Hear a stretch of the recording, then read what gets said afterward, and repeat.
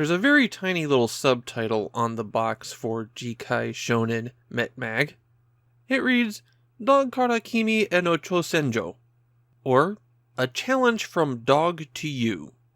Considering how shoddy most of Dog's output has been, that comes across more as a threat. But the background here is a little bit more complicated than a lot of these games. Dog, as you might recall, stood for Disk Original Group, and while Square was the official publisher, it was really a consortium of smaller computer game companies who pooled their resources for publishing on the Famicom Disk System. And of those small computer game companies, maybe the most significant of them was Thinking Rabbit. Thinking Rabbit made a big splash with their game Sokoban, the definitive block-pushing game. We've actually already seen a port of Sokoban on the Disk System, but that wasn't made by Thinking Rabbit themselves. Jikai Shounen Meッfeels like it's a creation of a company that would make Sokoban.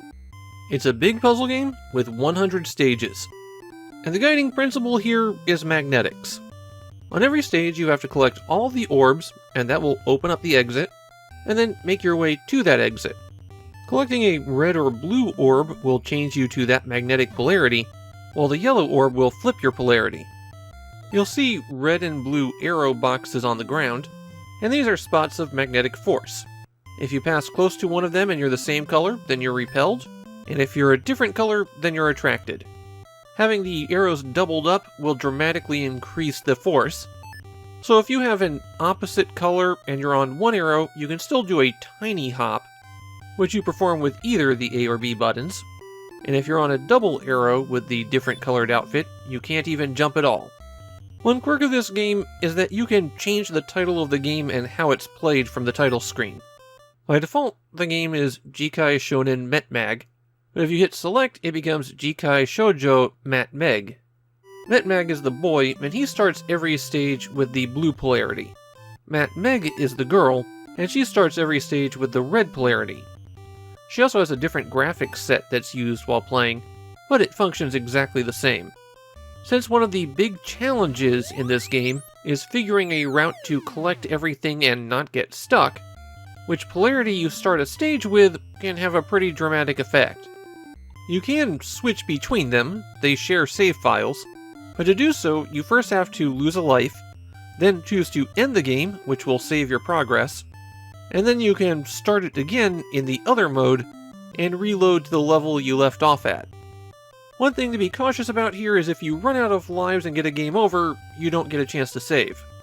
So saving your progress through the 100 stages is not as straightforward as it could be.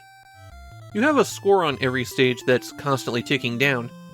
You also lose score when you collide with an enemy, but it's not a huge amount. You can ride on most enemies' heads, though there are a few that will hurt you if you try this. Plenty of the stages have puzzles that require figuring out how to use the enemies effectively.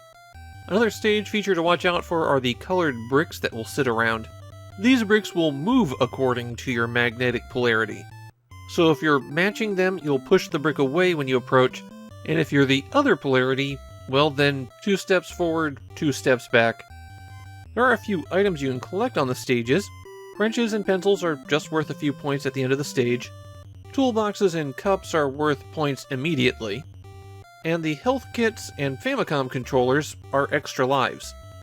You also get an extra life when you end a stage if your score is above 0, which means collecting a wrench will always guarantee you 1 extra life if you can clear the stage.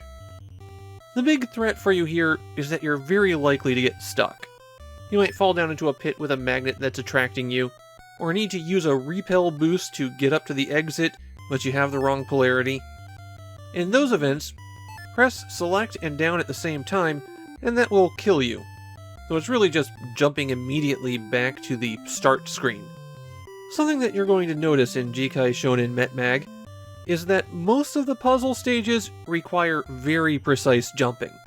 You'll often have to go to the very edge of a platform, moving most of the way off it before you jump. And using magnetic repulsion to boost your jumps can be a bit finicky, particularly with the double magnets, since if you go over those you'll hover in the air, and while hovering you can't jump. Instead, what you have to do with those is start your jump just barely off of the platform, and if you time it precisely right, the magnetic field will catch you as you move up, giving you that big boost.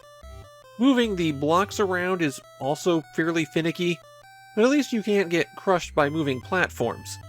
In fact, trapping moving platforms to manipulate timing is vital to some puzzles. After 5 stages, there's a bonus stage, and here your goal is to collect all of the diamonds before time runs out.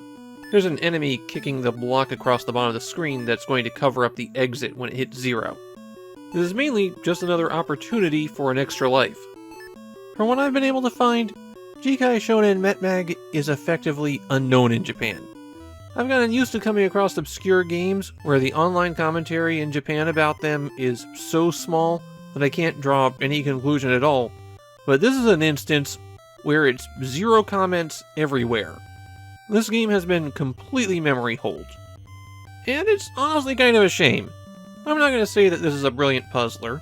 It's a little bit too finicky, and it's a little bit too reliant on perfect jumping, but as an early physics puzzler, it's an interesting game. I don't think I'd have the patience to play 100 levels of it, but it's not something that I think is worth completely abandoning. It's definitely worth a look.